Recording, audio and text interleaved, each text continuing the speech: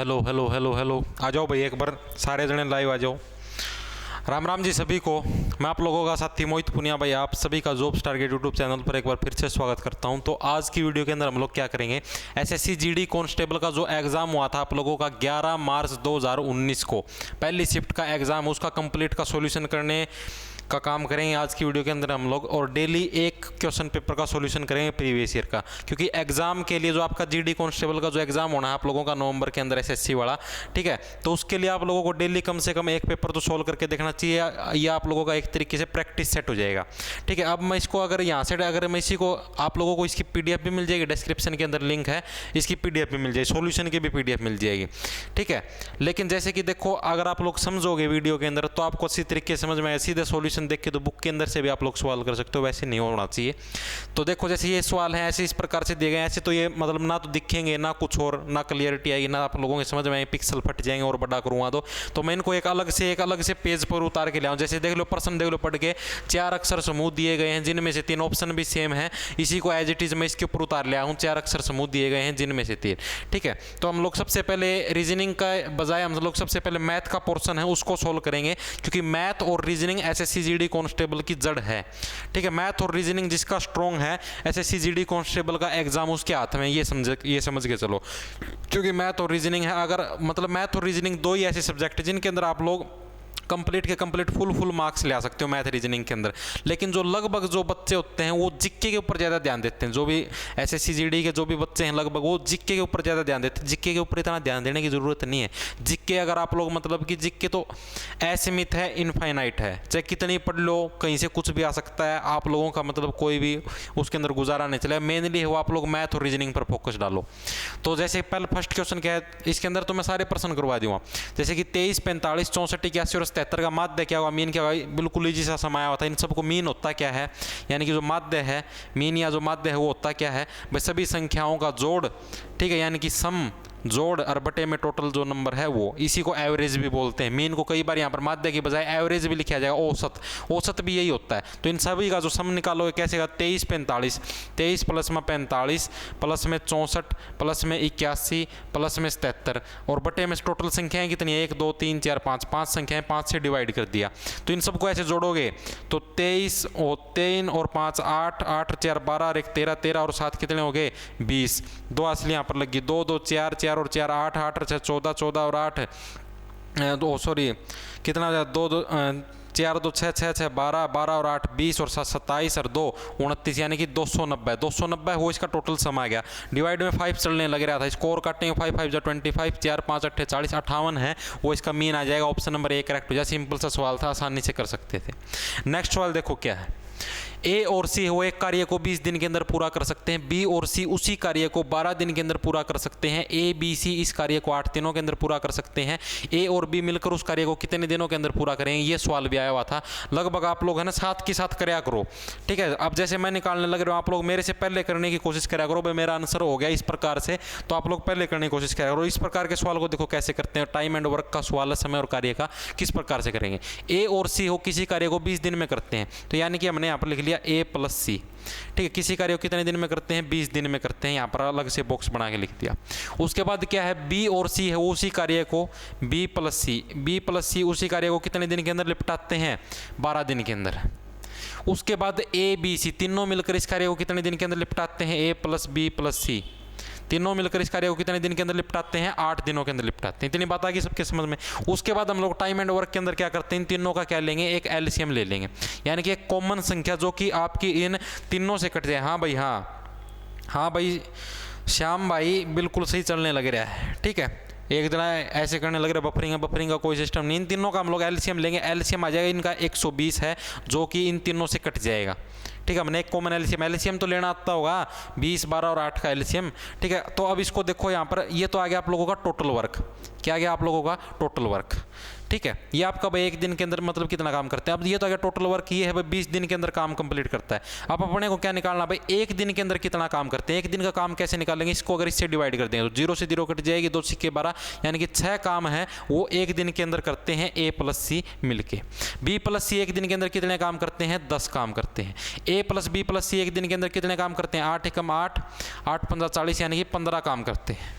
ठीक है, यानी कि ये आ गए इन तीनों के एक एक दिन के काम आ गए भाई। जो करे जैसे कि a प्लस सी हो 20 दिन के अंदर तो 120 काम करते हैं, लेकिन एक दिन के अंदर कितने काम करते हैं? 6 काम करते हैं। अब अपने से क्या, अपने को पूछा क्या है, a और b मिलकर उस कार्य को कितने दिन में करेंगे? a और b है वो मिलकर उस कार्य को कितने दिन में कंप्लीट करेंगे? अगर हम लोग a प्लस बी प्लस सी के द्वारा किया गया एक दिन का कार्य है, उसके अंदर से अगर हम लोग जैसे कि a प्लस सी का कार्य घटा दें तो हमारे पास b का कार्य बच जाएगा। जैसे देखो कैसे कहने लग रहा हूँ मैं, अगर a प्लस बी प्लस सी है, अगर इस कार्य के अंदर से अगर हम लोग a प्लस सी का कार्य है वो माइनस कर दें तो आपके पास b प्लस सी का b का बच जाएगा या नहीं बचेगा? कैसे बच जाएगा? जैसे इसको अगर सोल्व करेंगे तो a plus B plus C minus a, minus अंदर मल्टीप्लाई होगा माइनस सी, a से a कट हो जाएगा, c से c कट हो जाएगा, ओनली b बच जाएगा। यानी कि अपने पास b का एक दिन का कार्य आ जाएगा।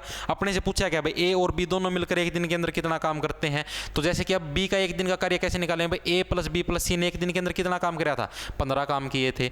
उसके बाद a प्लस सी ने कितने काम किए थे? a प्लस सी ने 6 काम किए थे, यानी कि 15 के अंदर से 6 माइनस कर देंगे, कितने बच गए? 9 बच गए।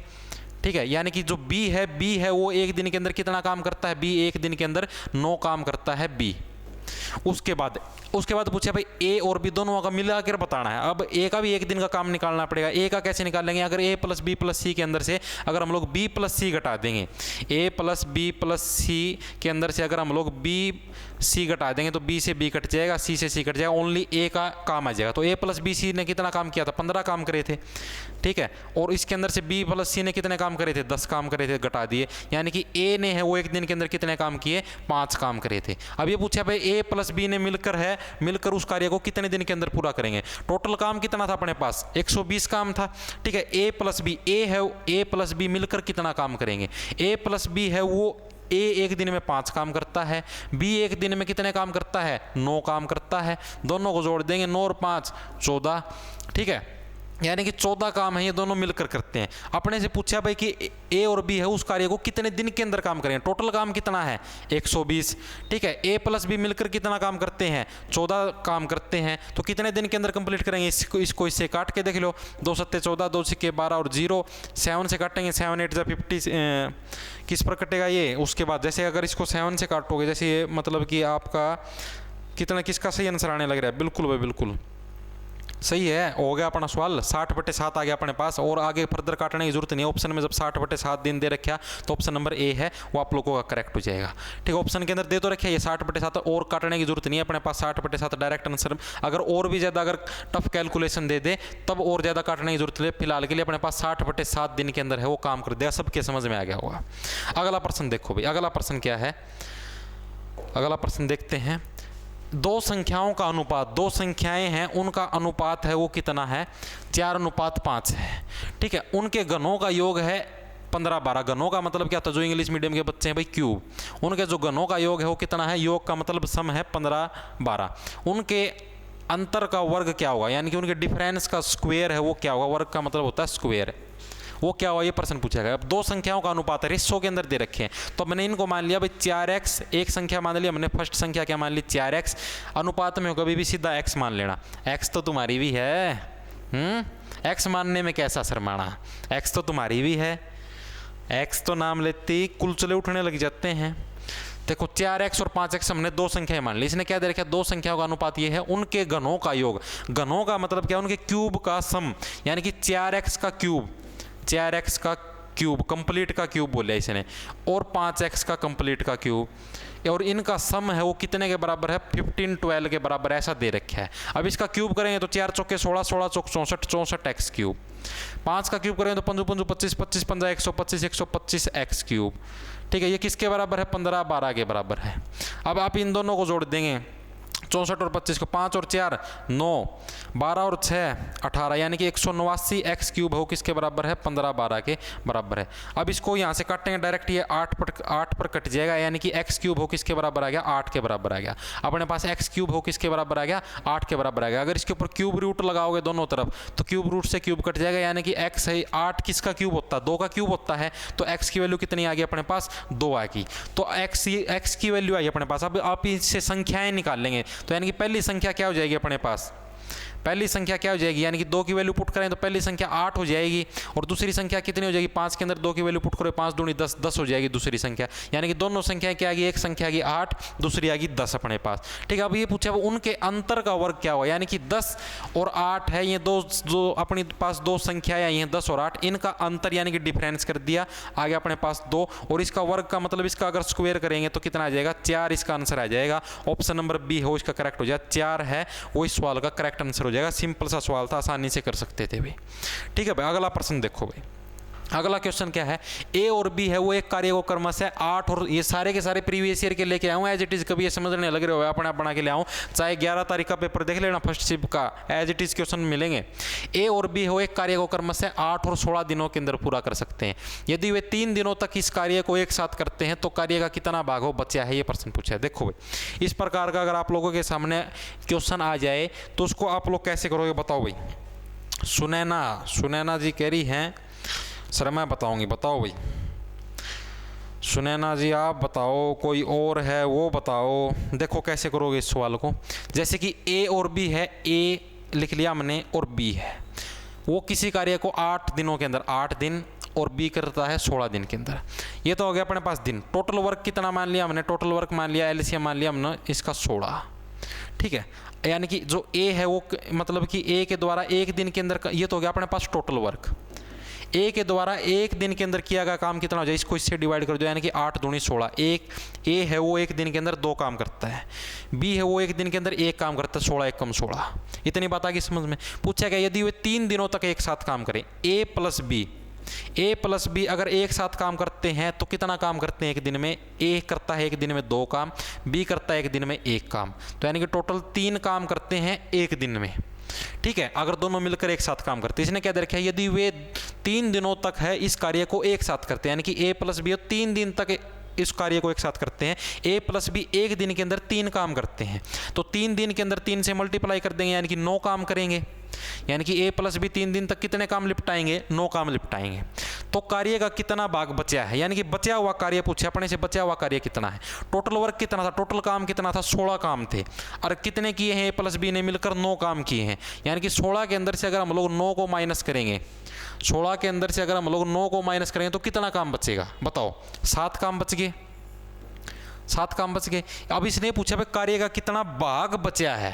ठीक है, अगर अपने को डायरेक्ट पूछता भाई कितना काम बचा है तो ऑप्शन के अंदर आप देख के भाई डायरेक्ट 7 है आंसर ठोक देते, लेकिन इसने पूछा भाई उसका कितना भाग बचा। टोटल काम था 16 और अपने पास बचा कितना 7, यानी कि उसका कितना भाग बचा है 7/16वां भाग। तो ऑप्शन नंबर सी करेक्ट हो जाए इस सवाल का, ऑप्शन नंबर सी करेक्ट। आसान सा सवाल था। और क्या हाल चल रहे हैं उनके, सुना दो कुछ अपनी महिला मित्रों का ज्ञान। अगला प्रश्न देखो भाई, एसएससी जीडी के जवानों रच दो कुछ इतिहास। क्रिकेट खेल के पहले 20 ओवरों में औसत रन थे वो 5.50 था, यानी कि पहले 20 ओवर में जो औसत था वो कितना था अपने पास 5.50 था, यानी कि भाई करीबन 1 ओवर के अंदर है वो लगभग है 5.50 रन है, यानी कि 5.5 रन हो बनाए जा रहे थे। 290 रन के लक्ष्य को प्राप्त करने के लिए शेष 30 ओवरों के अंदर औसत रन क्या होगा, औसत जो रन स्कोर हो क्या होगा, ये प्रश्न पूछा गया। वह पहले 20 ओवरों के अंदर जो औसत था वो कितना था 5.20, यानी कि 1 ओवर के अंदर है वो आपके 5.50 रन बनाए जा रहे थे। तो 20 ओवरों के अंदर कितने बनाए जाएंगे, पहले 20 ओवरों का औसत देखना अपने को। तो 20 ओवरों के अंदर कितने रन बनाए जाएंगे, यानी कि 5.50, यानी 550 बटे में 100 कर लिया मैंने। अगर इस पॉइंट को हटाऊँ तो नीचे 2 जीरो होगी, गुणा में 20 कर दिया, 1 0 से 1 0 कट गई, 1 0 से 1 0 कट गई। इसको यहाँ पर मल्टीप्लाई करें, 2 पंजे 10, 2 पंजे 10 और 11, यानी कि 110 रन बनेंगे 5.50 की औसत से 20 ओवरों के अंदर। इन्हें पूछा गया 290 रन का लक्ष्य हासिल करना है, तो उसके लिए शेष 30 ओवरों के अंदर किस औसत से रन बनाने पड़ेंगे। मतलब कि 190 रन का मतलब 290 रन का लक्ष्य हासिल करना है। अपने ने बना कितने लिए 110 रन बना लिए, यानी कि 290 के अंदर से अगर 110 रन घटा देंगे, 0 की 0, 9 में से 1 गया 8, 2 में से 1 गया 1, यानी कि अपने को 180 रन और बनाने हैं और 30 ओवरों के अंदर बनाने हैं। 180 रन कितने के ओवरों के अंदर बनाने हैं, 30 ओवरों के अंदर बनाने हैं 180 रन। तो किस औसत से निकलेंगे, तो यानी कि देखो भाई, जैसे इसको आपको मैं अच्छी तरीके से समझा देता हूं। 180 रन है वो 30 ओवरों के अंदर बनाने हैं। ठीक है, तो आप इसको कैसे करोगे, जैसे कि अपने को जो दे रखा है 180 रन है, 30 ओवरों के अंदर बनाने हैं, तो आपको बटे में 30 कर देंगे, 0 से 0 कट जाएगा, 3 6 18, यानी कि 6 की औसत से रन बनाने पड़ेंगे। ऑप्शन नंबर डी करेक्ट हो जाएगा। ठीक है, यानी कि एक ओवर के अंदर उसे अगर वो 6 रन बनाएगा तब जाके उसके 30 ओवरों के अंदर जाके वो 180 रन कंप्लीट होंगे और तब जाके इस औसत से वो जीतेगा। समझ में आया कि नहीं आया? बिल्कुल आसान सा था। हाँ भाई, समझ में आया कि नहीं आया? पिंकी ऐसे करिए, आ गया सर, आ गया तो बिल्कुल इजी सा था, कुछ भी इसके अंदर मुश्किल नहीं था भाई। अगला क्वेश्चन देखो भाई, जैसे ये है, ये बोर्ड मास के सवाल होते हैं, बिल्कुल इजी होते हैं, फिर भी बच्चे इनको गलत करके आते हैं। देखो बोर्ड मास का नियम क्या होता है, BODMAS। ठीक है, यानी कि सबसे पहले हम लोग क्या करेंगे, डिवाइड करेंगे, उसके बाद हम लोग मल्टीप्लाई करेंगे। डिवाइड का मतलब तो समझ गए होंगे, भाग करेंगे सबसे पहले, उसके बाद हम लोग गुणा का काम करेंगे अगर कोई भी सम है, उसके बाद फिर हम लोग एडिशन का काम करेंगे और उसके बाद सबसे आखिरी में सब्ट्रैक्शन करेंगे। ये होता है बोर्ड मास का नियम। तो उस नियम के हिसाब से अब इसको सोल्व करेंगे। जैसे कि 4 डिवाइड 200, सबसे पहले डिवाइड करेंगे, यानी देखो एक बार मैं लिख देता हूँ, 4 डिवाइड 2 प्लस में 3 गुणा में 6 माइनस में 7। तो अब देखो सबसे पहले अगर डिवाइड को सोल्व करेंगे तो 2 2 जा 4, यानी कि 2 आ गया, 2 प्लस में, उसके बाद मल्टीप्लाई को सोल्व करेंगे तो 3 6 जा 18 माइनस में 7। ठीक है, उसके बाद क्या होता है, बोर्ड मास के हिसाब से फिर एडिशन होता है, इसका एडिशन करेंगे तो यानी 20, उसके बाद फिर होता है सब्ट्रैक्शन, यानी 20 के अंदर से 7 गए 13 हो, इसका आंसर आ जाएगा, ऑप्शन नंबर डी करेक्ट हो जाएगा। ठीक है, बोर्ड मास का नियम आ गया समझ में, 13 हो, इसका आंसर आ जाएगा। अगला प्रश्न देखो भाई, 25 सवाल है मैथ के, उसके बाद फिर रीजनिंग का करेंगे। साधारण ब्याज पर कोई राशि है 4 वर्षों में 400 रुपये, यू एन गलती से छप गया, और 5 वर्षों में 420 हो जाती है, तो वह राशि क्या है बताओ भाई।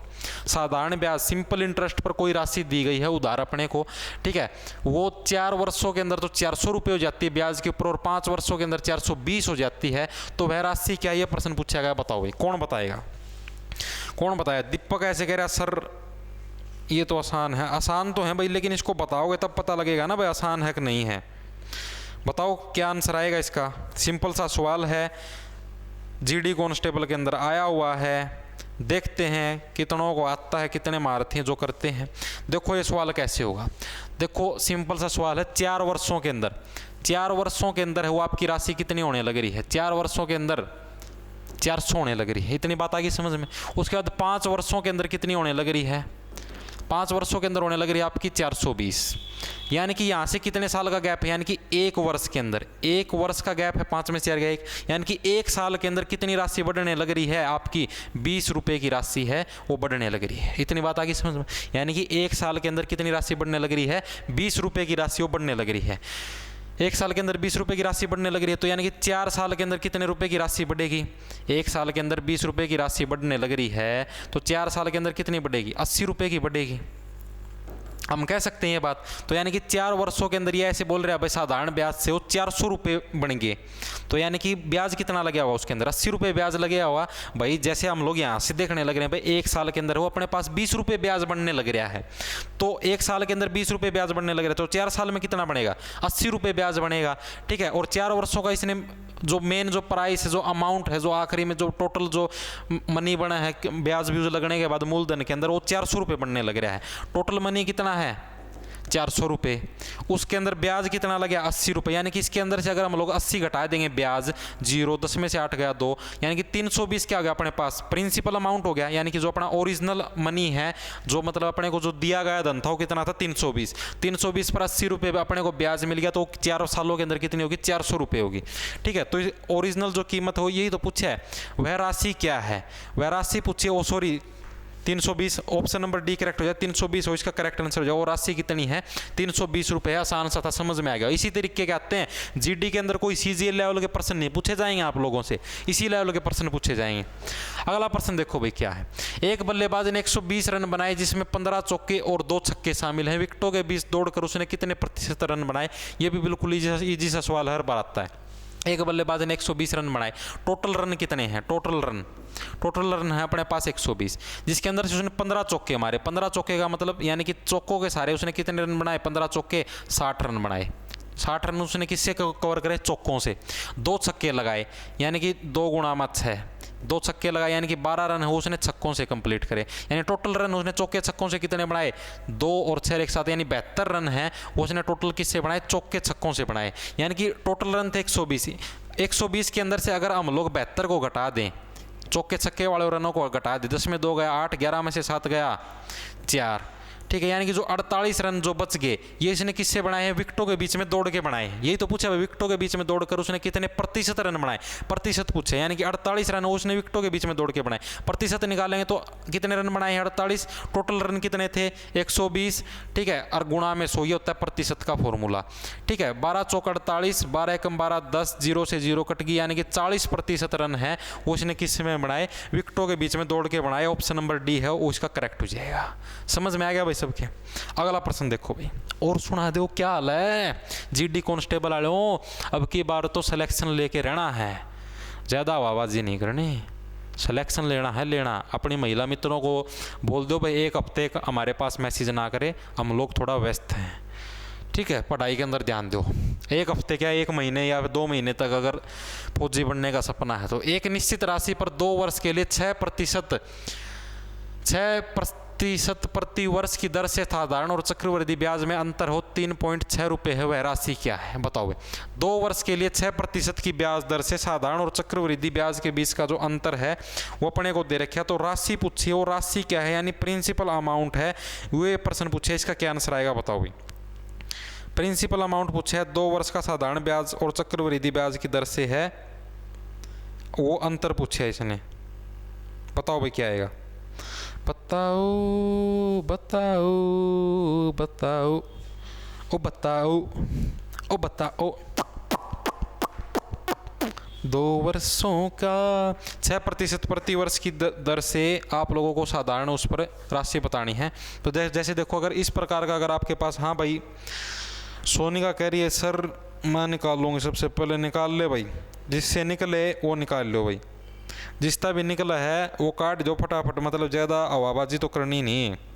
देखो भाई इस प्रकार का, जैसे कि जो मतलब जो डिफरेंस हुआ है, मतलब कि जो भी अपने को क्या दिया होता है, जो भी अपने को डिफरेंस दिया होता है, जो अंतर दिया होता है, अंतर सीधा फॉर्मूला लिख लो। इसके और भी एक ट्रिक भी हो भी बताऊंगा। अंतर है, अंतर किसके बराबर होता है, जो भी आपका रेट है, रेट के बटे में 100, और जो भी आपका जो टाइम दे रखा है टाइम, ये होता है अंतर का फॉर्मूला। यानी कि अंतर आपको कितना दे रखा है, अंतर दे रखा है 2 वर्ष के लिए, यानी 2 वर्ष का टाइम है, टी की जगह क्या, अंतर कितना दे रखा है, साधारण ब्याज में अंतर है 3.6 रुपये, यानी कि 3.6 है, ये आ गया अपने पास अंतर।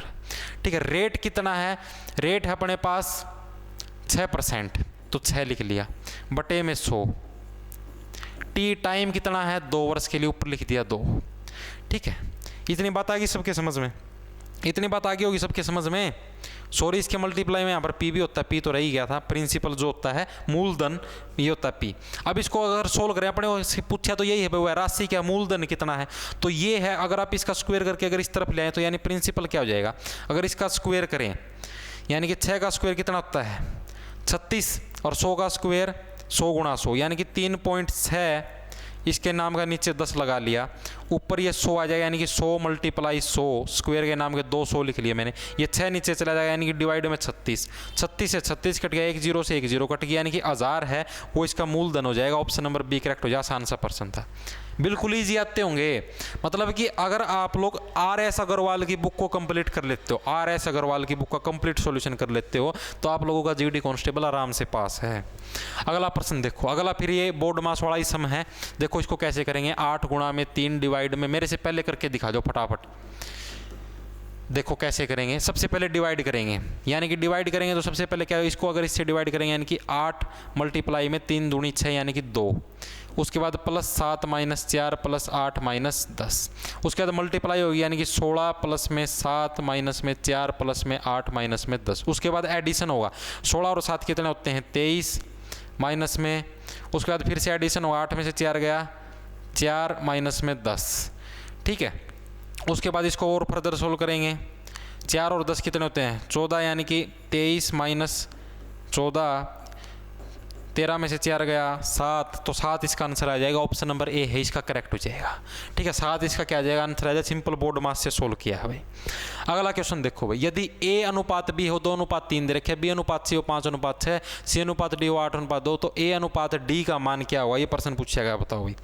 A अनुपात D का मान है वो क्या होगा, ये प्रश्न पूछा गया, बताओ भाई कौन बताएगा, कौन सा महापुरुष है जो A अनुपात D का मान है वो बताएगा, ये प्रश्न पूछेगा, बताओ। A अनुपात B है वो 2:3 है, BC है वो आपका 5:6 है, तो इसका आंसर बताओ भाई, मतलब कौन सा महापुरुष है जो इसका आंसर देगा। C/D है वो 8/9 है। इसको करो भाई सोल्व, कैसे होगा बताओ बताओ बताओ, ओ बताओ बताओ बताओ बताओ महाराजों बताओ। देखो भाई इस प्रकार के सवालों को कैसे करते हैं। कभी भी अगर इस प्रकार का सवाल आ जाए तो देखो इसको कैसे करेंगे, अनुपात वाला। इसकी और भी सिंपल ट्रिक क्या होती है, लेकिन आप लोगों को अभी वो ट्रिक समझ में नहीं आएगी। एक बार के लिए सिंपल बता देता हूँ। A/B/C/D, ये हमने लिख दिया। A/B की वैल्यू कितनी दे रखी है, 2/3। B/C की वैल्यू कितनी दे रखी, इसको हमेशा नीचे लिखना होता है। कई बच्चे होते हैं वो इसी के अंदर गचोड़ देते हैं नीचे, B/C की नीचे। C/D की कितनी होगी, 8/9। ये अपने को टोटल वैल्यूज दे रखी है, ठीक है। उसके बाद क्या होता है, जोन से बच के उसके अंदर ये जो आखिरी और जो शुरू की वैल्यू होती है यही पुट करनी होती है। अब C और D के अंदर आखिरी में क्या थी, 3, तो इन दोनों के अंदर भी 3 पुट करते हो। यहाँ पर आखिरी में 6 था तो यहाँ पर भी 6 पुट करो। यहाँ पर आखिरी में 5 था तो 5 पुट करो। यहाँ पर आखिरी में 8 था तो दोनों तरफ 8 पुट करते हो। इतनी बात आ गई समझ में? इतनी बात आई या कि नहीं आई समझ में, बताओ मुझे जवाब दे के बताओ। इतनी बात आई या कि नहीं आई समझ में, बताओ भाई। किसी का कोई दिक्कत हो, समझ में ना आई हो, आ गई सबके समझ में, आ गई होगी,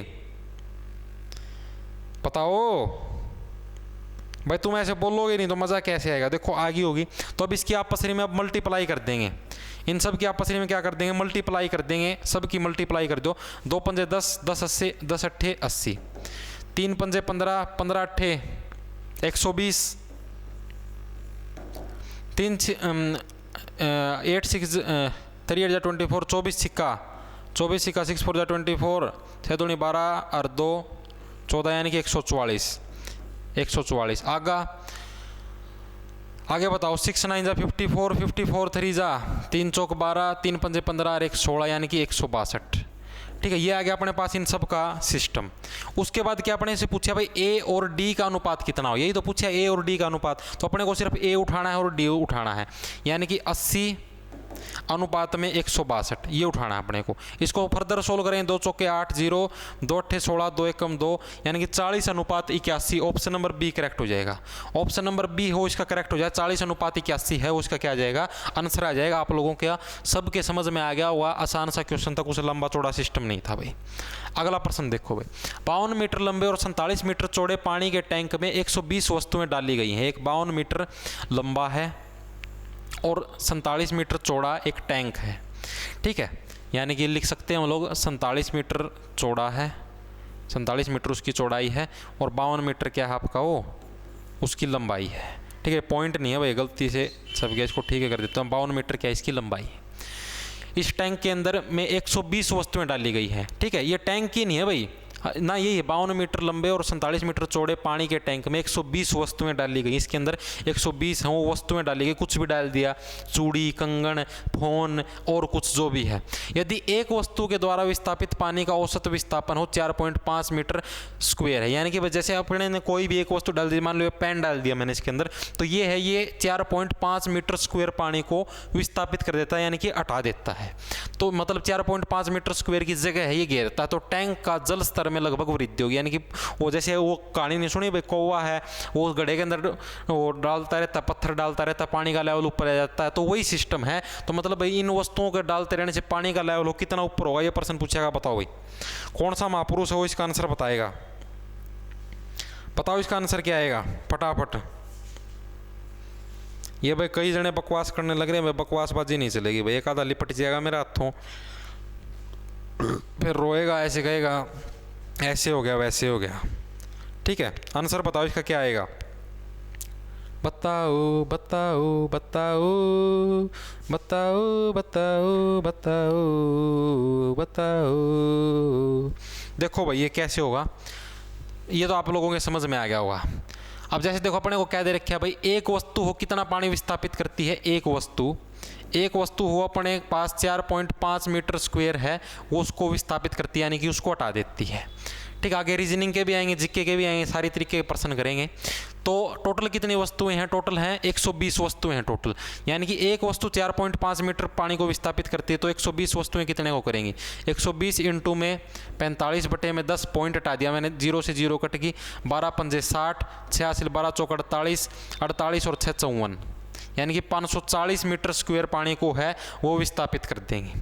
ठीक है, उसके बाद क्या है, ये तो आ गया अपने पास, मतलब 540 मीटर जो पानी को है वो विस्थापित कर देंगे। इतनी बात आई कि नहीं आई समझ में?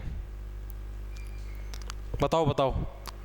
सॉरी भाई, ये स्टेटमेंट के अंदर एक थोड़ी सी प्रॉब्लम है जिससे आंसर मैच नहीं हो। यहाँ पर 120 की बजाय 220 है, 220 वस्तुएं हैं। ठीक है, इसको ठीक कर लो, करेक्शन कर लो, 220 वस्तुएं आएगा। इसकी वजह से वैसे तो मतलब उससे भी कर देंगे, लेकिन आंसर करेक्ट नहीं आएगा, ऑप्शनों से आंसर मैच नहीं होगा, 220 आएगा। तो 220 के हिसाब से यहाँ पर मल्टीप्लीकेशन भी गलती होगी ना, 0 से 0 कट गई। उसके बाद क्या होगा, अब तो मतलब कि 45 की मल्टीप्लाई होगी डायरेक्ट 22 के साथ। ठीक है, तो यानी कि करो भाई, 20 पंजे 100 होते हैं, तो 22 पंजा 110, यानी कि 0 11 हासिल, 22 चौका 88, 88 के अंदर 10 जोड़ा 98, 98 के अंदर 1 जोड़ा 99, यानी कि 990 है। वो क्या आ गया आपका 990 मीटर का हिसाब से जो आपका ये वॉल्यूम आ गई भाई, जो वस्तुएं हैं वो कितनी वॉल्यूम को घेरेंगी? 990 मीटर क्यूब है वो इसको घेरेंगी वस्तुओं को, मतलब 990 मीटर क्यूब है उतना, मतलब है वो उन वस्तुओं का वॉल्यूम है, क्योंकि एक वस्तु का कितना है 4.5 मीटर स्क्वायर, तो 220 वस्तुओं का कितना हो जाएगा 990। ये अपने पास आएगी वॉल्यूम। टैंक का एरिया कितना है 52 और 47, क्या है लंबाई चौड़ाई, यानी कि एरिया कितना है टैंक का 52 और 47 की आपस में क्या कर देंगे मल्टीप्लाई कर देंगे। 52 और 47 की मल्टीप्लाई करो, 7 2 14, 7 5 35 और 36, 4 2 8, 4 5 20, इसकी मल्टीप्लाई करोगे तो 4 8 14 और 4 और 1 2, यानी कि 2 4 4 4, आपका मतलब कि 2 के बाद बताओ भाई यही मल्टीप्लिकेशन आती होगी सभी की, यही आ रही है भाई, यानी कि 2 ट्रिपल 4 बार ये क्या आ गया, इसका एरिया आ गया, ये टैंक का क्या आ गया एरिया आ गया।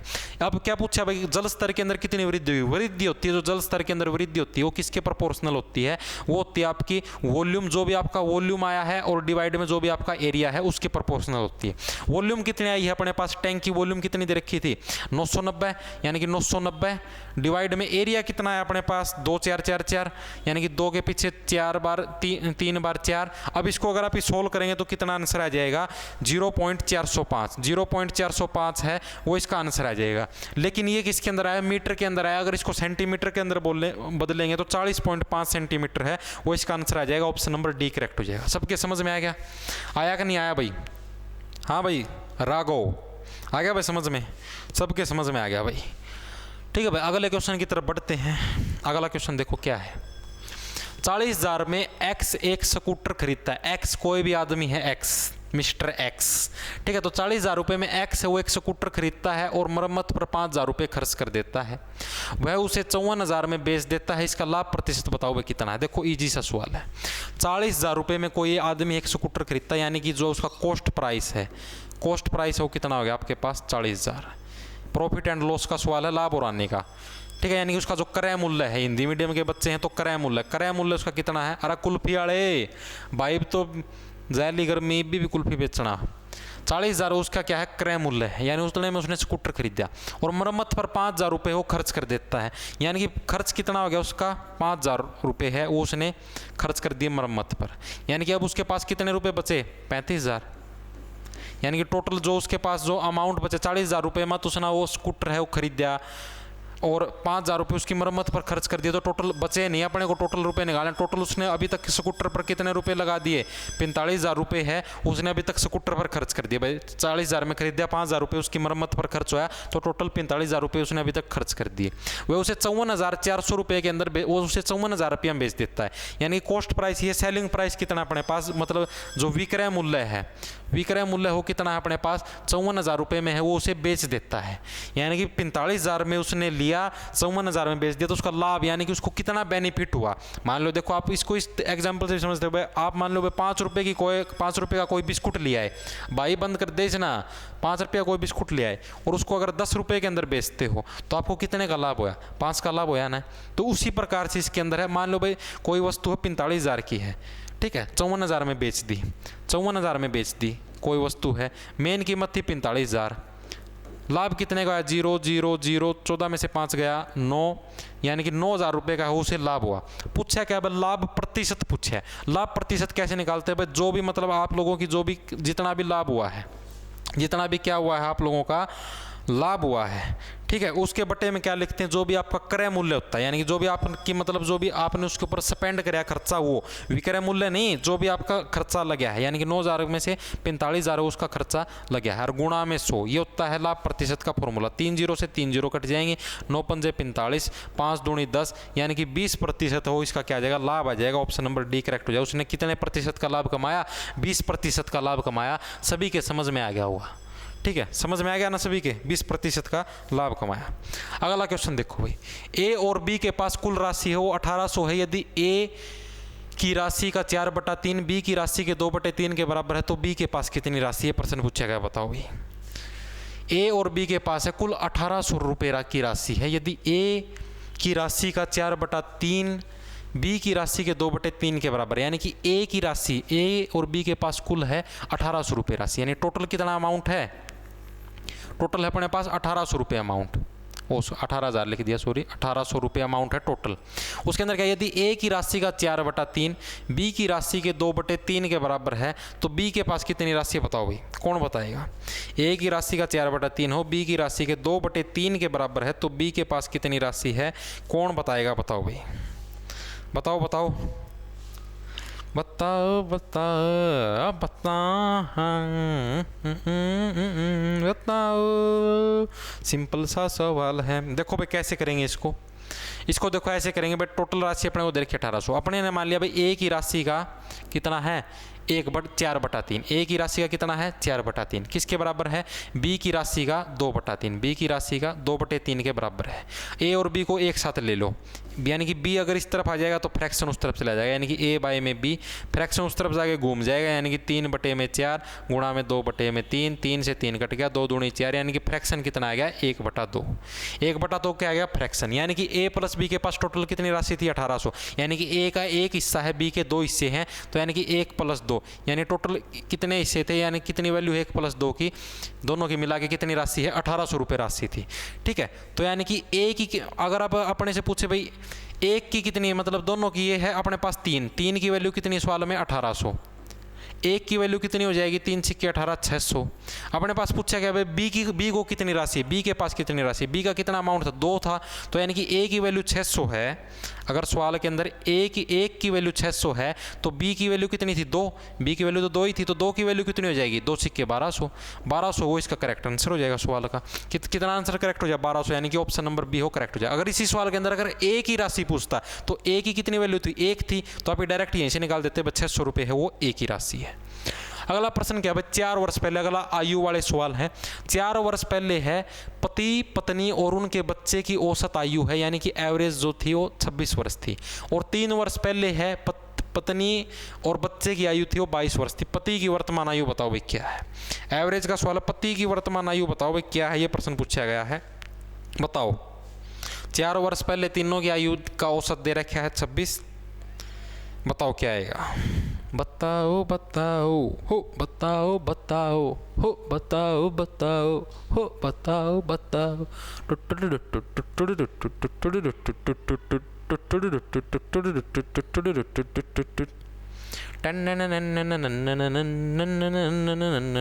बताओ कौन बताएगा भाई, कौन बताएगा, जल्दी बताओ।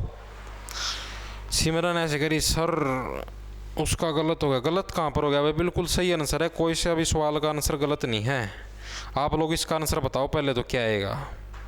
देखो इसको कैसे करेंगे, देखो कैसे करेंगे इसको। 4 वर्ष पहले वो औसत दे रखा है एवरेज, यानी कि एवरेज अपने को कितना दे रखा है 26 दे रखा है 4 वर्ष पहले का, यानी कि सम कितना हो जाएगा, सम निकालते हैं। एवरेज का फॉर्मूला क्या होता है, एवरेज का फॉर्मूला होता है सम बटे में नंबर, यानी कि टोटल सम और बटे में नंबर।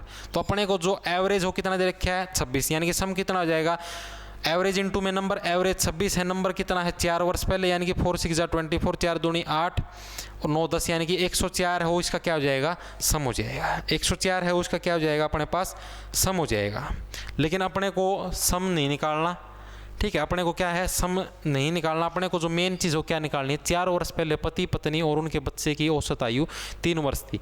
हमने मान लिया 26 वर्ष थी, सॉरी, ठीक है। तो हमने मान लिया कि भाई 4 वर्ष पहले 26 वर्ष थी।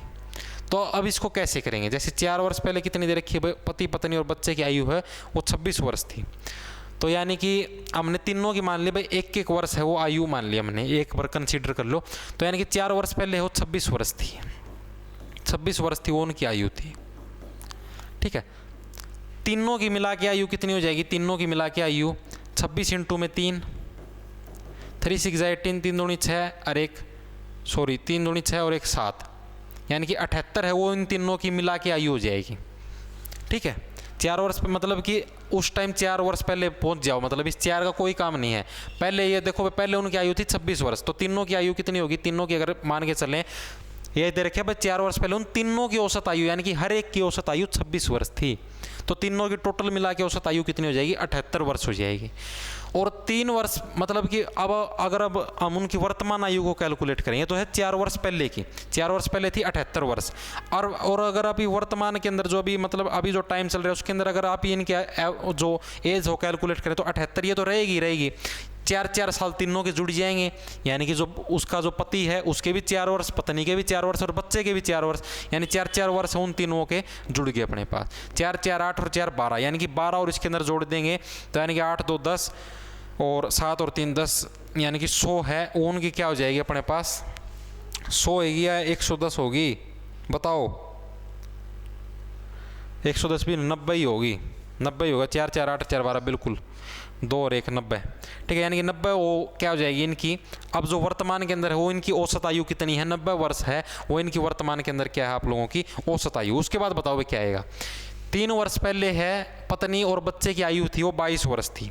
3 वर्ष पहले यानी कि देखो हमने शुरू में क्या मानी थी, दोनों की औसत आयु 1-1 मानी थी पहले की, यानी कि 3 वर्ष पहले कितनी आयु थी, औसत थी 22 वर्ष, यानी कि दो जने हैं पत्नी और बच्चे, तो यानी कि दोनों की औसत आयु कितनी हो जाएगी, 44 वर्ष थी वो 3 वर्ष पहले उन दोनों की औसत आयु थी। जैसे हमने यहाँ पर माना था मतलब कि 4 वर्ष पहले जो 3 जने थे तीनों की औसत आयु कितनी हो जाएगी 78, तो इसी प्रकार से हमने दोनों की मान ली 44 वर्ष। उसके बाद बताओ भाई कोई क्या होगा, बिल्कुल भाई बिल्कुल सही स्टेप वाइज चलने लग रहे हो आप लोग, बताओ क्या आएगा इसके बाद, बताओ। देखो भाई उसके बाद क्या हो जाएगा, सेम यही प्रोसीजर चलेगा, कुछ ज़्यादा घबराने की ज़रूरत नहीं है, सेम यही प्रोसीजर चलेगा। अपने क्या निकाला था, 3 वर्ष पहले निकाल ली थी 78, वर्तमान की निकाली थी क्योंकि 4 वर्ष पहले की बात थी तो वर्तमान में 4-4 ऐड हो जाएंगे, 3 जने थे तो 3 बार 4 ऐड हुए। अब ये तो थी पहले की, 3 वर्ष पहले की, ठीक है, 3 वर्ष क्या थी ये तो पहले की थी। अब अगर इसका भी अगर वर्तमान निकाल लें, जो उसकी माँ थी और जो बेटे थे, अगर इसका भी अगर आप ही वर्तमान निकाल लें तो 44 थी, 44 के अंदर कितना जुड़ जाएगा, 3 वर्ष पहले की बात थी तो 2 बार 3 जुड़ेगा, 2 बार 3 क्यों जुड़ेगा, क्योंकि इसके बार अब की बार कितने हैं, 2 ही जने हैं, 3 और 3 6, 44 के अंदर अगर 6 जोड़ोगे तो 50 है वो क्या हो जाएगी, अब उनकी वर्तमान की औसत आयु हो जाएगी।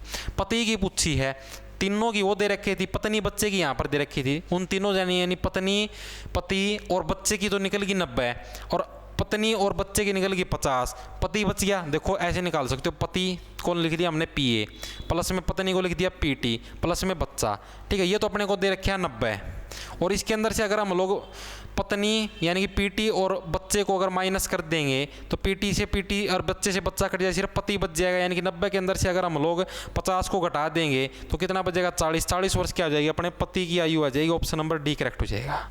समझ में आया कि नहीं आया, बताओ भाई, समझ में आया कि नहीं आया। पति की औसत आयु कितनी आ जाएगी, 40 वर्ष, और पति की सॉरी औसत नहीं वर्तमान आयु आ जाएगी। अगला क्या, 2 कारों की गति का अनुपात है वो 6:5 है। अगर दूसरी कार 6 घंटे में 600 किलोमीटर चलती है तो पहली कार बताओ भाई। दोनों कारों की गति का अनुपात दे रखा है, बताओ भाई। इस प्रकार का सवाल अगर आप लोगों के सामने आ जाए, टाइम स्पीड एंड डिस्टेंस का सवाल है, बताओ क्या आएगा। 2 कारों की गति का अनुपात है वो आपके पास 6:5 है, ठीक है। और दूसरी कार है वो 6 घंटे में 600 किलोमीटर चलती है, तो पहली कार की गति पूछिए क्या होगी, बताओ। 600 किलोमीटर चलती है 6 घंटे के अंदर, तो पहली कार की जो गति है वो क्या होगी, ये प्रश्न पूछा गया है, बताओ भाई, बताओ। बता दो जो कोई हो। देखो इस प्रकार का अगर आपके सामने सवाल आ जाए तो कैसे करोगे। जो अपने को गति का अनुपात दे रखे हमेशा इस फॉर्मूले को याद रखना। अगर स्पीड का रेशो, स्पीड का जो रेशो होता है, स्पीड का रेशो हमेशा टाइम के क्या होता है, इनवर्सली प्रोपोर्शनल होता है, यानी कि उल्टा होता है। ठीक है, यानी स्पीड का रेशो कितना दे रखे अपने को 6/5, तो टाइम का रेशो कितना हो जाएगा अपने पास 5/6। इस चीज़ को हमेशा याद रखना। चीज़ क्या दे रखी दूसरी, 6 घंटे के अंदर 600 किलोमीटर चलती, तो 1 घंटे के अंदर कितनी चलेगी, यानी कि अपने पास जो आप ये स्पीड निकालेंगे तो कितनी आ जाएगी 600/6, यानी कि 100 किलोमीटर चलेगी। स्पीड कितनी होगी उसकी 100 किलोमीटर प्रति घंटे की। ठीक है, अपने को पूछा गया तो पहली कार की गति क्या है, यही प्रश्न पूछा होगा, बताओ भाई, यही पूछा होगा, यही तो पूछा है कि पहली कार की गति हो कितनी है, पहली कार की गति पूछी है, यानी कि 5 की वैल्यू, इस सवाल के अंदर अपने को 5 की वैल्यू क्या दे रखी है, यानी कि स्पीड के रेशो के साथ तो हमने उसके साथ बात ही करनी है, यानी कि इस सवाल के अंदर है जो आपकी 5 की वैल्यू कितनी दे रखी है 100। ये जो 100 है ये किसकी दे रखी है, 5 की वैल्यू दे रखी है। तो यानी कि 1 की वैल्यू कितनी हो जाएगी 5 दूनी 10 यानी 20, यानी 6 की वैल्यू कितनी हो जाएगी 6 दूनी 12, 120 है, वो इसका सिंपल सा आंसर आ जाएगा। जो दूसरी कार की गति है वो कितनी हो जाएगी 120 किलोमीटर प्रति घंटा। ऑप्शन नंबर सी करेक्ट हो जाएगा। समझ में आया कि नहीं आया भाई, समझ में आया कि नहीं आया। दूसरी कार की चाल ही तो निकालनी थी, टाइम का रेशो अपने को दे रखा था। ठीक है, कि अपने ने उसके अंदर निकाल लिया था, डायरेक्ट स्पीड भी निकाल ली थी। समझ में आ गया होगा। अगले प्रश्न की तरफ बढ़ते हैं भाई। एक वस्तु को 400 रुपये में खरीदा गया और उसकी मरम्मत पर कितने प्रश्न और रह गए मैथ के, मैथ के भाई सिर्फ एक क्वेश्चन और रह गया, इसके बाद ये एक क्वेश्चन करो, उसके बाद फिर अगला क्वेश्चन की तरफ बढ़ेंगे। एक वस्तु को 400 रुपये के अंदर खरीदा गया, उसकी मरम्मत पर 50 रुपये का खर्चा हुआ, इसके अंकित मूल्य पर 10% की छूट देकर इसको 20% लाभ पर बेचा गया, तो वस्तु का अंकित मूल्य बताना है, यानी कॉस्ट प्राइस बताना है। एक वस्तु को 400 रुपये में खरीदा गया, कॉस्ट प्राइस यानी कि उसका जो क्रय मूल्य है कितना शुरू में 400 रुपये के अंदर है, उस वस्तु को खरीदा गया और उसकी मरम्मत पर 50 रुपये खर्चा हुआ, यानी कि ये भी जुड़ गया इसके अंदर, यानी कि 450 रुपये टोटल खर्चा हो गया अलग। इसके अंकित मूल्य पर 10% की छूट देकर इसको 20% के लाभ पर बेच देगा। अंकित मूल्य मान लिया हमने 100 रुपये, 100 रुपये क्या है अंकित मूल्य का मतलब मार्केट प्राइस, मान लिया हमने 100 रुपये, उस पर क्या है अंकित मूल्य पर 10% की छूट, 10% की छूट यानी कि 10% की छूट का मतलब कितना है 90 रुपया में, 10% की छूट देकर इसको 20% के लाभ पर बेचा गया। 10% की छूट दे दी और 20% का लाभ यानी कि इसको 120 रुपये के अंदर बेचा गया। ठीक है, वस्तु का अंकित मूल्य बताना है कितना है, यानी कि वस्तु का जो अंकित मूल्य है वो कितना है, ये प्रश्न पूछा गया है, बताओ। यानी कि अपने कोई 100 की वैल्यू बतानी है कितनी है, ये प्रश्न पूछा गया है, बताओ भाई।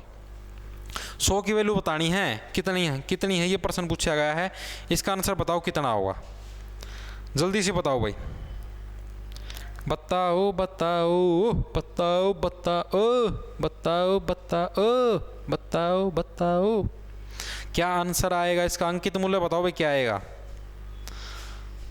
बता दो रे हा हा ला ला ला, आंसर बताओ क्या आएगा इसका। कई महापुरुषों का सही है, जिनका भी 600 आंसर है बिल्कुल करेक्ट है। ऑप्शन नंबर बी है वो इसका करेक्ट आंसर हो जाएगा, ऑप्शन नंबर बी है वो इसका करेक्ट आंसर हो जाए। टोटल खर्चा बिल्कुल 450 रुपये है, टोटल खर्चा आ चुके अपने पास। इसने देखो अब क्या दे रखा है, अंकित मूल्य पर हो 10% की छूट दे दी। अंकित मूल्य था अपने पास 100 रुपये, 100 पर 10% की छूट देकर इसको 20% के लाभ पर बेच दिया गया, यानी कि इसे 120 रुपये में बेच दिया गया। वस्तु का अंकित मूल्य बताना है कितना है, यानी कि अपने ने ली थी वो 450 के अंदर, ठीक है, बेच दी अपने ने उसको 120 रुपये के अंदर, यानी कि 120 की जो वैल्यू है वो अपने को दे रखी है, कितनी दे रखी है बताओ भाई। पहले तो ये बताओ 120 की जो वैल्यू है सवाल के अंदर वो कितनी दे रखी है, ये फाइंड आउट करना है सबसे पहले। तो इस टेक्निक से शायद आप लोगों के समझ में भी नहीं आ रहा होगा, मेरे हिसाब से आ जाएगा या नहीं आएगा आप लोगों के समझ में। मेरे हिसाब से तो आप लोगों के समझ में 90 की वैल्यू, 1 मिनट रुको, 90 की वैल्यू दे रखी सवाल में 450, 0 से 0 कट गई, 1 की वैल्यू कितनी है जी 5, 1 की वैल्यू आ गई आपके पास 5, यानी कि 12 की वैल्यू कितनी आ जाएगी 5 दूनी 10, 5 एकम 5 और 1 6 आ जाएगा भाई, आ जाएगा।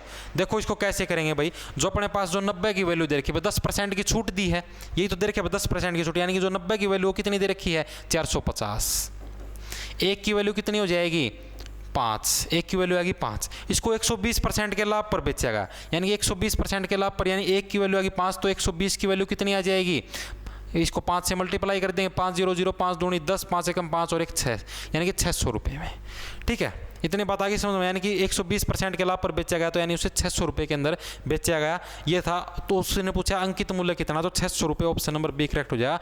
600 रुपये हो, इसका क्या हो जाएगा आपका अंकित मूल्य हो जाएगा। सिंपल सा सवाल था, कुछ लंबा चौड़ा इसके अंदर सिस्टम ही नहीं था, लंबा चौड़ा तो सिस्टम ही नहीं था।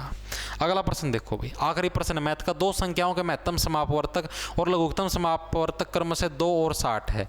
एक संख्या देखो, ये भी बिल्कुल आसान है, एलसीएम मल्टीप्लाई में HCF की वैल्यू किसके बराबर दे रखी है, दोनों संख्या है, फर्स्ट संख्या है मल्टीप्लाई दूसरी संख्या, तो यानी कि एलसीएम और HCF की वैल्यू कितनी दे रखी है, 2 और 60, 2 और 60 फर्स्ट और दूसरी संख्या, यानी एक संख्या दे रखी है 14, दूसरी संख्या निकालनी है, क्या आएगी। ठीक है, इसको इससे डिवाइड कर दो, 14 इसके नीचे चला जाएगा डिवाइड में, 2 सत्ते 14, यानी कि इसको अगर इससे डिवाइड करो, कुछ रुक जाओ भाई, एक बार फ़ोन आ रहा है किसी का, 1 मिनट रुक जाओ, 1 मिनट रुक जाओ भाई, फ़ोन आने लग रहा है किसी का, किसका है भाई, रुक जाओ भाई, रुक जाओ।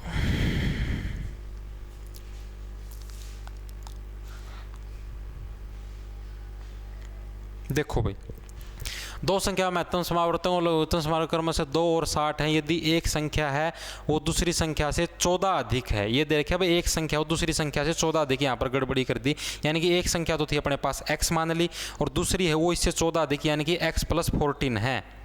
एक संख्या और दूसरी संख्या से 14 अधिक है, तो छोटी वाली संख्या पूछी, ये क्या होगा, अपने ने गलत कर दिया था पहले। ठीक है, 2 × 60 तो रहेगा ही रहेगा, इसके अंदर मल्टीप्लाई करें तो x² + 14x। ठीक है, तो इसको और फर्दर सोल्व करेंगे, यहाँ पर कितना आ गया 120, यानी कि x² + 14x + 120 है, वो इसकी इक्वेशन बन जाएगी। उसके बाद इस इक्वेशन को अपने को क्या करना है, सोल्व करना है। सोल्व करेंगे तो कैसे करेंगे, इसके फैक्टर बनाएंगे, x² प्लस में कितने से कितना कर सकते हैं आप, इसको बोलो कौन से फैक्टर बन सकते हैं इसके फैक्टर बन सकते हैं, 20 - 6 बन सकता है, 20x - 6x, यानी कि 20x माइनस में 6x प्लस में 120। फैक्टर समझ गए, फैक्टर कैसे बनता है, अपने को यहाँ पर ऐसी संख्या लगानी है जो कि 14 बना दे। ठीक है, इसको मिटो देता हूँ, आगे करता हूँ।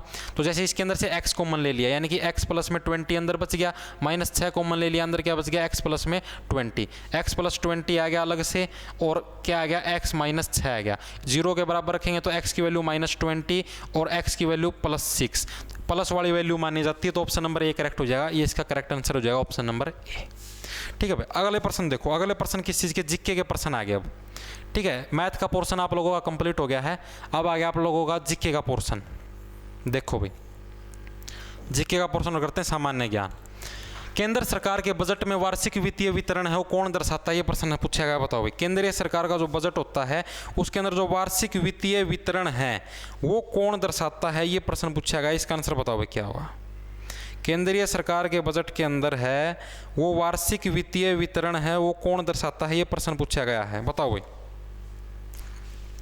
ऑप्शन नंबर सी करेक्ट हो जाएगा। भारत सरकार की अनुमानित प्राप्तियां और व्यय का ब्यौरा है, ये केंद्र सरकार के का जो बजट होता है उसके वार्षिक वित्तीय वितरण के अंदर दर्शाया जाता है। क्या दर्शाया जाता है, भारत सरकार की अनुमानित प्राप्तियां और व्यय ब्यौरा। मतलब कि क्या, ये प्रश्न पूछा गया सिंपल सा, ये बजट के अंदर मेनली क्या दर्शाया जाता है, भाई भारत सरकार ने इस साल के अंदर कितना खर्चा करेगी, कितनी कमाई होगी, मतलब सब कुछ है वो किसके अंदर दर्शाया जाता है, बजट के अंदर दर्शाया जाता है। बजट का मेन काम ये होता है।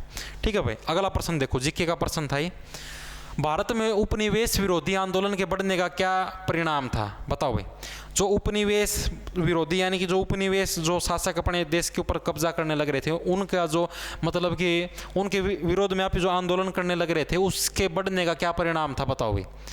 भारत में उपनिवेश विरोधी आंदोलन है, उसके बढ़ने का क्या कारण था, बताओ भाई, कौन सा बताएगा, बताओ बताओ बताओ बताओ। एकता आ जाएगा, ऑप्शन नंबर डी करेक्ट हो जाओ। उपनिवेश यानी कि जो विदेशी जो लोग थे उनके विरुद्ध जो आंदोलन जो अपना जो बढ़िया था वो किसके कारण हुआ था, एकता के कारण बढ़िया था। एकता कोई लड़की को नहीं, एकता का मतलब आप ही सारे मिलकर एक साथ इकट्ठे थे, तो अपने एकतापन के कारण है वो उपनिवेशों के प्रति वो अपना आंदोलन बढ़िया था। अगला क्या, चोरी चोरा कांड है वो किस आधुनिक राज्य क्षेत्र के अंदर हुआ था। जो चोरी चोरा कांड हुआ था 1922 के अंदर, महात्मा गांधी का शायद उस टाइम हुआ था, 1922 के अंदर ऐसे होगा आंदोलन वापस ले लिया गया था। कुछ आंदोलनकारी थे जिनने एक पुलिस चौकी फूंक दी थी। ठीक है, तो ये प्रश्न पूछा गया जो चौरी चौरा है वो वर्तमान में हो भारत के किस राज्य के अंदर है, ये प्रश्न पूछा गया। तो उत्तर प्रदेश के अंदर, ऑप्शन नंबर बी करेक्ट हो जाएगा, यूपी के अंदर। अगला प्रश्न क्या है, भारत में सभी औद्योगिक उत्पादों के लिए खालिस्तान गुणवत्ता का प्रतीक है। भाई जितने भी औद्योगिक उत्पाद हैं उनके लिए भाई कौन सा है वो गुणवत्ता का जो निशान होता है, भाई जैसे ISI मार्क लगा होता है, वो किस चीज़ का प्रमाणित है, ये प्रश्न पूछा गया है। भाई कौन सी चीज़ है वो प्रमाणिकता को दर्शाती है भारत के अंदर, ये प्रश्न पूछा गया। इसका बताओ भाई क्या आएगा, बताओ कौन सा निशान है वो प्रमाणिकता को दर्शाता है भारत के अंदर, वस्तुओं की प्रमाणिकता को दर्शाने वाला निशान है वो कौन सा, ये प्रश्न पूछा गया है। इसका आंसर बताओ भाई क्या आएगा, ISI आ जाएगा। Option number D correct. ISI का मार्क्स देखा हो आप लोगों ने, प्रेस लेते हो या कुछ और भी इलेक्ट्रॉनिक्स के उपकरण लेते हो तो उनके ऊपर लगभग है वो औद्योगिक उत्पादों के अंदर कौन सा निशान आता है, ISI मार्क। अगला क्या, किस भारतीय प्रधानमंत्री की मृत्यु हो भारत से बाहर हुई थी, बताओ भाई कौन सा जो भारतीय प्रधानमंत्री है उसकी मृत्यु है वो भारत से बाहर हुई थी, यानी कि भारत के अंदर है वो उनकी मृत्यु नहीं हुई थी। जवाहरलाल नेहरू, लाल बहादुर शास्त्री, मोरारजी देसाई या इंदिरा गांधी, किस भारतीय प्रधानमंत्री की मृत्यु है वो भारत से बाहर हुई थी, ये प्रश्न पूछा गया। इसका आंसर बताओ भाई क्या आएगा। ऑप्शन नंबर बी करेक्ट हो जाएगा, लाल बहादुर शास्त्री है, इनकी मृत्यु भारत के अंदर नहीं हुई थी। ऑप्शन नंबर बी करेक्ट हो जाएगा, बाकी इन तीनों की मृत्यु हो भारत देश के अंदर हुई थी। ऑप्शन नंबर बी करेक्ट हो जाएगा। अगला प्रश्न क्या है, देखो भाई संविधान की 8वीं अनुसूची में भाषाएं शामिल है, कितनी भाषाएं शामिल है, 22 भाषाएं शामिल है। ऑप्शन नंबर बी करेक्ट हो जाएगा। संविधान के अंदर 12 अनुसूचियां टोटल, और उन 12 अनुसूचियों से संबंधित आपको सब कुछ फैक्ट याद रखने में, पहली अनुसूची में क्या दिया गया, दूसरी के अंदर क्या दिया, तीसरी के अंदर क्या। तो ये संविधान की कई बार ये भी पूछ लिया जाता है संविधान के अंदर जो 22 भाषाओं का उल्लेख है वो संविधान की कौन सी अनुसूची के अंदर है, तो 22वीं अनुसूची के अंदर ऑप्शन नंबर बी आ जाएगा इसका। अगला कि किसी एक क्षेत्र के जैव विविधता के बेहतर मापक हैं, बताओ भाई किसी भी एक क्षेत्र की जो जैव विविधता है उसके जो बेहतर जो मापक, मतलब जैव विविधता चेक करने के जो बढ़िया जो मापक हैं वो क्या है, ऑप्शन नंबर बी करेक्ट हो जाए। वहाँ पाई जाने वाली प्रजातियों की संख्या है वो किसी भी क्षेत्र की जैव विविधता के क्या है, बेहतर मापक हैं। अगला प्रश्न क्या, भारत के केंद्र शासित प्रदेशों का गठन है किया गया क्योंकि वे, भारत के अंदर जो केंद्र शासित प्रदेश हैं उनका गठन क्यों किया गया है ये बताना है, क्योंकि वे राज्य बनाने के लिए उनका जनसंख्या घनत्व बहुत अधिक है, राज्य बनने के लिए बहुत छोटे प्रांत है, राज्य बनने के लिए बहुत बड़े प्रांत है, बहुत बड़े प्रांत है। क्या आएगा इसका आंसर, बताओ इसका आंसर क्या आएगा, बताओ बताओ फटाफट से। कई जने सही आंसर देने लग रहे हैं, कई जने तुक्का मार रहे हैं। ऑप्शन नंबर बी करेक्ट हो जाए, राज्य बनने के लिए बहुत छोटे प्रांत। अब जैसे दिल्ली है, दिल्ली तो चलो एक तरीके से राज्य भी बना हुआ है, या फिर कोई भी अंडमान निकोबार, अंडमान निकोबार एक बहुत ज़्यादा मतलब कम जनसंख्या वाला प्रांत है, छोटा प्रांत है, उसको राज्य का दर्जा नहीं दे सकते, तो इसलिए उनको क्या बनाया गया है, चंडीगढ़ है, चंडीगढ़ भी छोटा, मतलब वैसे तो एक बड़ा शहर है लेकिन राज्य बनने की दृष्टि से छोटा है। भारत के वित्त आयोग का गठन संविधान के अनुच्छेद 280 के तहत कौन करता है, बताओ भाई भारत का जो वित्त आयोग है उसका गठन है वो कौन करता है। एक तो आप लोगों को याद रखना भाई किस अनुच्छेद के तहत होता है संविधान के वित्त आयोग का गठन, ठीक है। और दूसरी चीज क्या याद रखनी है भाई, वो करता कौन है, जो वित्त आयोग है उसका गठन है वो कौन करता है ये भी बताना है। बताओ इसका क्या आंसर आएगा, बताओ फटाफट, बताओ बताओ बताओ बताओ बताओ बताओ बताओ बताओ बताओ। राष्ट्रपति, उच्चतम न्यायालय, प्रधानमंत्री या सांसद, जो भारत का जो वित्त आयोग होता है इसका गठन है वो कौन करता है, ये प्रश्न पूछा गया है। तो ऑप्शन नंबर ए करेक्ट हो जाए, जो राष्ट्रपति है वो संविधान के अनुच्छेद 280 के तहत है वो वित्त आयोग का गठन करता है। ऑप्शन नंबर ए करेक्ट हो जाएगा। अगला प्रश्न क्या, बंगाल में सरकार की दोहरी प्रणाली हो किसके दिमाग की उपज थी, यानी कि जिस टाइम अंग्रेजा का शासन था उस टाइम बंगाल के अंदर है सरकार की दोहरी प्रणाली थी, तो ये प्रश्न पूछा गया वो किसके दिमाग की उपज थी। लॉर्ड हेस्टिंग्स, रियन नहीं रिप्पन आएगा शायद, ये रिप्पन है, रिप्पन, कलायू या कार्नवालिस, किसके दिमाग की उपज थी वो, ये प्रश्न पूछा गया है। तो ऑप्शन नंबर सी करेक्ट हो जाए, कलायू के दिमाग की उपज थी भाई। अगला प्रश्न देखो भाई, कूद किस राज्य की नृत्य शैली, जो कूद है वो कौन से राज्य की नृत्य शैली है, केरल, गुजरात, बताओ भाई कूद है वो किस राज्य की नृत्य शैली, ये प्रश्न पूछा गया है। तो कूद है वो जम्मू कश्मीर राज्य की नृत्य शैली, ऑप्शन नंबर सी करेक्ट है। तभी तो कहने लग रहा है इंडिया जिक्के है वो इसका विस्तार बहुत ज़्यादा करते करते थक जाओगे, उसके ऊपर सिर्फ टाइम वेस्टेज है, ज़्यादातर मैथ रीजनिंग पर ध्यान दिया करो।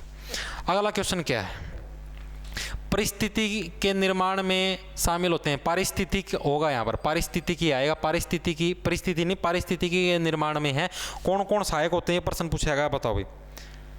ऑप्शन नंबर सी करेक्ट हो जाए। जीवित जीव और भौतिक कारक दोनों के दोनों पारिस्थितिकी के निर्माण में शामिल होते हैं, साइंस का प्रश्न था। अगला क्या है, एक पत्थर जिसका उपयोग परिपथ में विद्युत धारा को माप, एक यंत्र, सॉरी पत्थर नहीं है, यहाँ पर चौंधा लगने लग रहा है, दिखा नहीं, एक यंत्र जिसका प्रयोग परिपथ में विद्युत धारा को मापने के लिए किया जाता है, क्या कहलाता है बताओ भाई। यानी कि विद्युत धारा का मतलब जिसका प्रयोग करंट को मेजर करने के लिए जिसका प्रयोग किया जाता है उसका क्या नाम है बताओ भाई। जायरोस्कोप, ओम मीटर, थर्मामीटर या एमीटर। करंट को नापने के लिए है वो किस चीज़ का उपयोग किया जाता है, ये प्रश्न पूछा गया है, बताओ भाई। बताओ बताओ, करंट को नापने के लिए आसान है ये तो बता दोगे। अगर ये भी नहीं बताया जाएगा, ये भी नहीं बताया तो भाई सिलेक्शन भूल जाना, सिलेक्शन नहीं होगा फिर। इतने आसान आसान प्रश्न अगर नहीं बता पाने लग रहे तो कैसे काम चलेगा भैया, बताओ तो काम चलेगा कैसे, ये तो बताओ मुझे। तो ऑप्शन नंबर डी करेक्ट हो जाएगा, एमीटर। ठीक है, एमीटर का प्रयोग होता है करंट नापने का, ओम मीटर का होता है रेजिस्टेंस नापने का। अगला क्या, सभी जीवित जीवों को विक्ट हेयर 1969 द्वारा प्रस्तावित प्रणाली के तहत कितने समूहों के अंदर वर्गीकृत किया गया है, साइंस का प्रश्न बताओ भाई। जीवित जीवों को कितने उसके अंदर वर्गीकृत किया गया है, ये प्रश्न पूछा गया है, बताओ भाई। ऑप्शन नंबर डी करेक्ट हो जाए, 5 जो समूहों के अंदर है वो वर्गीकृत किया गया है। अगला प्रश्न देखो भाई, स्वाद में खट्टे खाद्य पदार्थों की प्रवृत्ति कैसे होती है। खट्टे जो होते हैं क्षारीय होते हैं, ऑप्शन नंबर बी करेक्ट हो जाए। खट्टे कैसे होते हैं, क्षारीय, ऑप्शन नंबर बी करेक्ट हो जाए। या कड़वे होते हैं, क्षारीय। खट्टे अम्लीय तो नहीं है, देखो पेपर चेक करो, खट्टे पदार्थ हैं वो अम्लीय तो नहीं होते, एक बार चेक करके बताओ मुझे, खट्टे अम्लीय होते हैं या क्षारीय होते हैं। मेरे हिसाब से तो क्षारीय कड़वे होते हैं, खट्टे हैं वो शायद अम्लीय होते हैं। ठीक है, मेरे एग्जैक्टली ध्यान नहीं है, एक बार चेकआउट मार लो। मेरे हिसाब से तो भाई इसका अम्लीय आएगा, ऑप्शन नंबर डी करेक्ट होगा, अम्लीय आएगा। 1 मिनट रुक जाओ भाई, तार ही लगी है, इसका क्या जाएगा, अम्लीय है वो, इसका आंसर आ जाएगा। अम्लीय होते हैं वो पदार्थ, अम्लीय। क्षारीय नहीं आया, क्षारीय होते हैं वो कड़वे होते हैं। ठीक है, क्षारीय क्या होते हैं, कड़वे। खट्टे क्या होते हैं, अम्लीय। अगला प्रश्न देखो, कैटेनेशन कौन कौन किस में सबसे अधिक प्रबल पाया जाता है। जो कैटेनेशन है, कैटेनेशन जो होती है वो सिलिकॉन, गंधक, कार्बन या नाइट्रोजन किसके अंदर सबसे अधिक होती है, कार्बन के अंदर होती है, ऑप्शन नंबर सी करेक्ट हो जाए। कैटेनेशन एक फॉर्म होती है। देखो भाई, इसके अपने पास ये भी हो गए, जीके के भी हो चुके हैं। अब आते हैं फिर रीजनिंग के पास, रीजनिंग के क्वेश्चन करेंगे। ठीक है, देखो भाई रीजनिंग का क्वेश्चन, सामान्य बुद्धि हम तर्क शक्ति, 4 अक्षर समूह दिए गए हैं। अब आगे रीजनिंग के क्वेश्चन के ऊपर रीजनिंग का सेक्शन और जल्दी से कंप्लीट करके बस आज की क्लास को कंप्लीट करने वाले हैं। 4 अक्षर के समूह दिए गए जिसके अंदर से 3 है वो समान है जबकि एक अलग है, उस अलग का चयन करना कैसे करोगे बताओ। 4 अक्षर दिए गए हैं, 3 एक जैसे हैं और एक सबसे अलग है, उस अलग को चूज करना है, वो अलग कौन सा, ये प्रश्न पूछा गया है, बताओ भाई।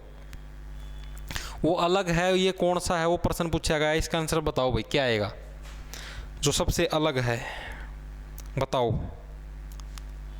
तो भाई इसका ऑप्शन नंबर बी करेक्ट हो जाए, SIL हो सबसे अलग है। कैसे है ये देखो, जो GCE है, GCE का कॉम्बिनेशन क्या बना है, G के अंदर से अगर आप 4 घटा दें तो C आ जाएगा और C के अंदर अगर आप +2 कर दें तो E आ जाएगा। आने लग रहा है, सी के बाद DE यानी कि +2 करेंगे तो ये आ जाए। लेकिन SIL के अंदर क्या होने लग रहा है, SIL के अंदर अगर हम लोग S के अंदर से मतलब कितना घटाएं भाई, आई आएगा, शायद मेरे हिसाब से 9 घटेगा तो आई आएगा। आई के बाद IJKLMNOPQR, बिल्कुल भाई करीबन इतने घटेंगे। ठीक है, और उसके बाद अगर IJK इसके अंदर भी +3 होने लग रहे हैं, यानी कि ये कहीं से भी सेम नहीं है। बाकी ये जो PLN है इसके अंदर भी यही वाली फॉर्म अप्लाई होगी, JFC के अंदर भी यही वाली फॉर्म अप्लाई होगी, लेकिन SIL के अंदर ये वाली ट्रिक अप्लाई नहीं होने लग रही है, तो ऑप्शन नंबर बी करेक्ट हो जाएगा। अगला प्रश्न क्या है, उस विकल्प का चयन करें जो तीसरे पद से उसी तरीके से संबंधित है जिस प्रकार दूसरा पद हो पहले से संबंधित। GHI का LKG के साथ क्या संबंध है, जो कि STU का अगले विकल्प के साथ संबंध है, ये प्रश्न पूछा गया, बताओ। तीसरे विकल्प के साथ है वो कौन से का सही संबंध बनने लग रहा है, ये बताओ बताओ बताओ। तो ऑप्शन नंबर ए करेक्ट हो जाएगा। कैसे होएगा देखो, GHI का है वो आपका LKJ के साथ कैसे संबंध है, LKJ के साथ है वो आपका कैसे संबंध है। देखो G के अंदर आप कितने जोड़े या घटाएं कि L आ जाए। G के अंदर ABCDEFGHIJKL, यानी कि अगर इसके अंदर +5 जोड़ते हैं तो L आ जाएगा। H का K के साथ कैसे संबंध है, अगर H के अंदर EFGHIJK यानी कि +3 जोड़ें तो K आ जाएगा। T का J के साथ क्या संबंध है, यानी कि T का J है या क्या है, T का है वो जे के साथ कैसा संबंध है ये प्रश्न पूछा गया, ये और बताओगे। टी नहीं है शायद, ये आई है, सॉरी टी नहीं आई है, आई का है, और जे के साथ कैसे संबंध, आई जे यानी कि +1, यानी क्या होने लग रहा है +5 +3 +1, तो सेम इसके अंदर होगा। एस के अंदर अगर आप +5 करेंगे तो क्या आ जाएगा, एक्स आ जाएगा।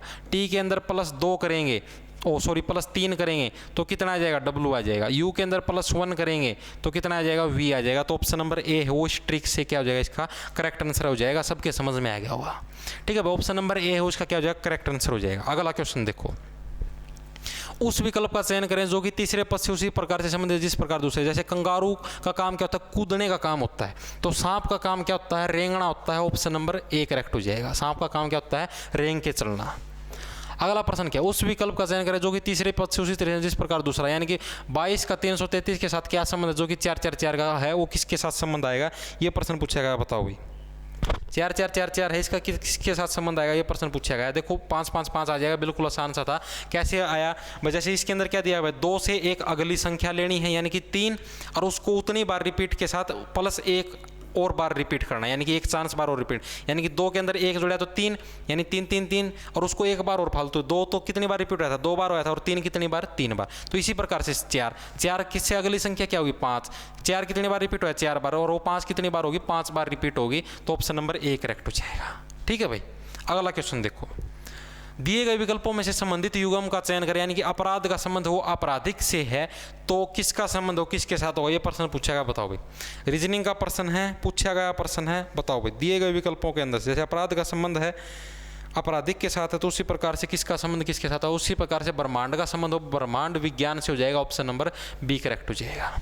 अगला प्रश्न देखो भाई, 4 विकल्प दिए गए जिनके अंदर से 3 समान और एक अलग है, असंगत का चयन करें। बताओ 825 23 21 968 और 15 21, इनके अंदर से जो सबसे अलग है उसका चयन करें, बाकी के सब हैं वो एक साथ हैं। बताओ भाई,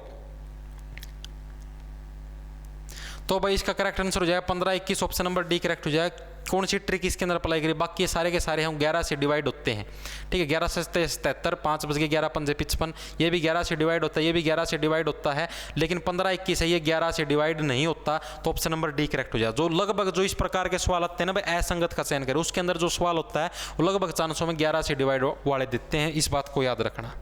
अगला प्रश्न क्या, उस विकल्प का चयन करें जो कि सही रूप में रिक्त स्थान की पूर्ति करता है। रिक्त स्थान की बताओ भाई, नंबर सीरीज वाला प्रश्न दे रखा है, खाली स्थान के स्थान पर है, वो कौन सा नंबर आएगा, ये प्रश्न पूछा गया। बताओ भाई, बताओ कौन सी संख्या आएगी, बताओ बताओ बताओ बताओ। देखो भाई, इसके अंदर कौन सी ट्रिक अप्लाई करी गई, ये वाला थोड़ा आप लोगों के हिसाब से मुश्किल लेवल का दे रखा है। देखो ये ट्रिक अप्लाई करी गई, इसके अंदर क्या करी गई है, जो भी संख्या है उसको 4.5 से मल्टीप्लाई करेगा, 4.5 से, तो अपने पास संख्या आने लगी 144।